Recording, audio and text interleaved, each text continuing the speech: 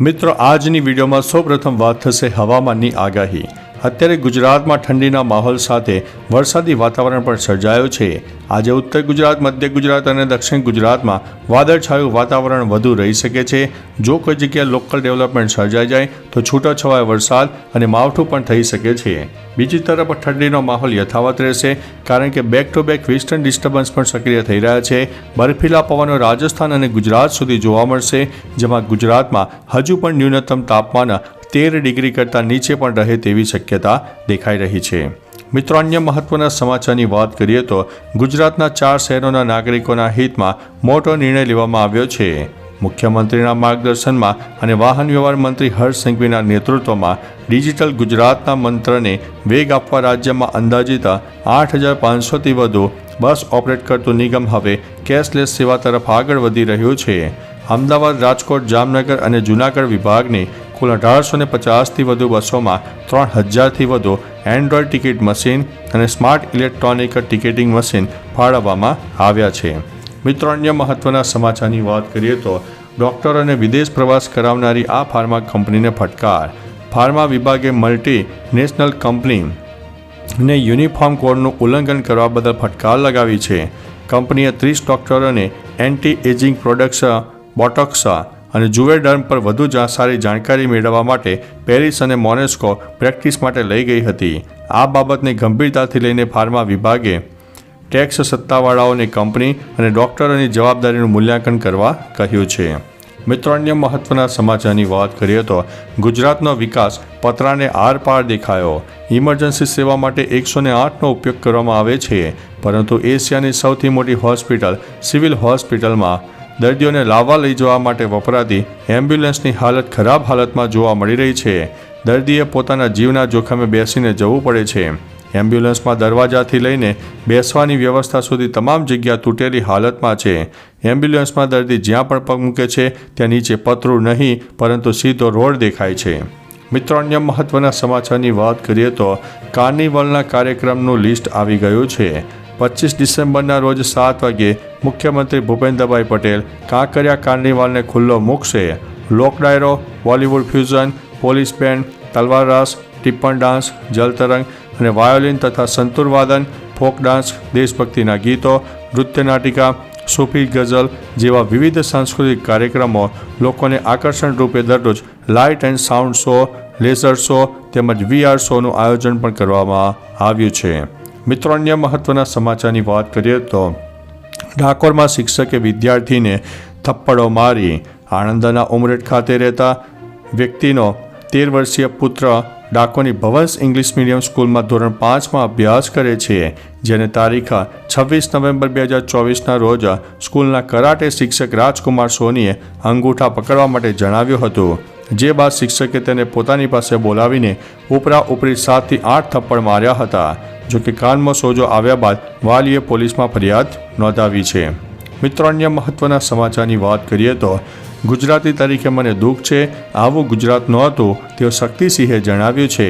ગુજરાતના પ્રદેશ પ્રભારી મુકુલ વાસનિક, પ્રદેશ પ્રમુખ શક્તિસિંહ ગોહિલ તેમજ વિરોધ પક્ષના નેતા અમિત ચાવડા દ્વારા પત્રકાર પરિષદને સંબોધવામાં આવી, જેમાં ભાજપ સરકાર પર આકરા પ્રહારો થયા। તેઓએ ઝઘડિયા રેપ કેસને લઈને દુઃખ વ્યક્ત કર્યું હતું। શક્તિસિંહ ગોહિલે દુઃખ વ્યક્ત કરતા જણાવ્યું છે કે ગુજરાતી તરીકે મને દુઃખ છે કે આવું ગુજરાત ન હતું। ભાજપના એક પણ નેતાએ સહાયની જાહેરાત નથી કરી। મિત્રો, અન્ય મહત્વના સમાચારની વાત કરીએ તો સુરતમાં વધુ 2 નકલી તબીબોની ધરપકડ। સુરત શહેરમાં નકલી તબીબોની ધરપકડ હજુ પણ યથાવત છે, જેમાં સુરતની ઉમરા પોલીસે જિલ્લા આરોગ્ય વિભાગની ટીમને સાથે રાખીને ઉધના મગદલ્લા ગામમાં આવેલા 2 અલગ અલગ ક્લિનિક ઉપર છાપો મારીને ઝોલાછાપ મહિલા તબીબ સહિત 2 લોકોની ધરપકડ કરીને વધુ તપાસ હાથ ધરી છે। પોલીસ તપાસમાં નકલી તબીબ પાસે કોઈપણ પ્રકારના રાજ્ય સરકાર પ્રમાણિત મેડિકલ સર્ટિફિકેટ પણ મળી આવ્યા ન હતા। મિત્રો, અન્ય મહત્વના સમાચારની વાત કરીએ તો યુકેમાં ભણવા કે નોકરી કરવા જતા ભારતીયોને ઝટકો। બ્રિટન સરકારે નવા વર્ષથી સ્ટુડન્ટ અને વર્ક વિઝા માટે માસિક ખર્ચ મર્યાદા વધારી દીધી છે। જાન્યુઆરી 2025થી ભારતની બ્રિટન અભ્યાસ તથા કામ અર્થે જતા લોકોએ હવે તેમના એકાઉન્ટમાં 11% વધુ રકમ બચત સ્વરૂપે બતાવવી પડશે. બ્રિટિશ સરકારે આવાસ અને અર્થવ્યવસ્થા પર ઇમિગ્રેશનની અસર ઘટાડવાના ઉદ્દેશ સાથે ફંડની મર્યાદા વધારવાનો નિર્ણય કર્યો છે.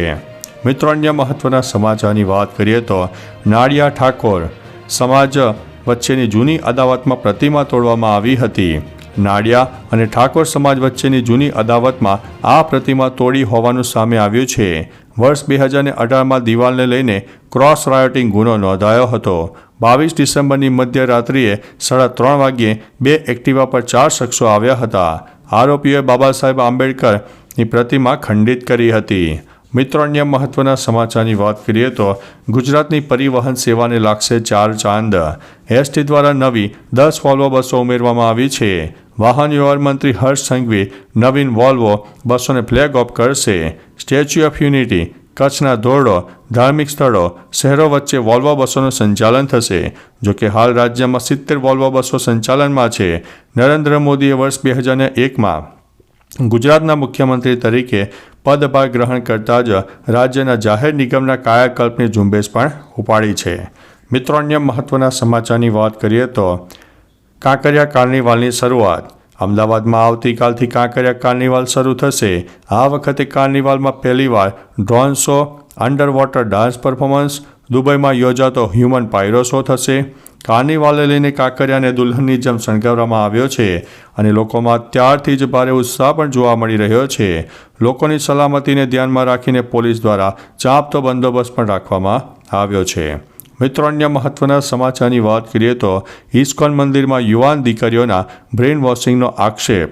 અમદાવાદના મેઘાણીનગરમાં રહેતા એક નિવૃત્ત આર્મી મેને હાઈકોર્ટમાં એડવોકેટ ધર્મેશ ગુર્જર મારફતે હેબિયસ કોર્પસ પિટિશન દાખલ કરવામાં આવી છે.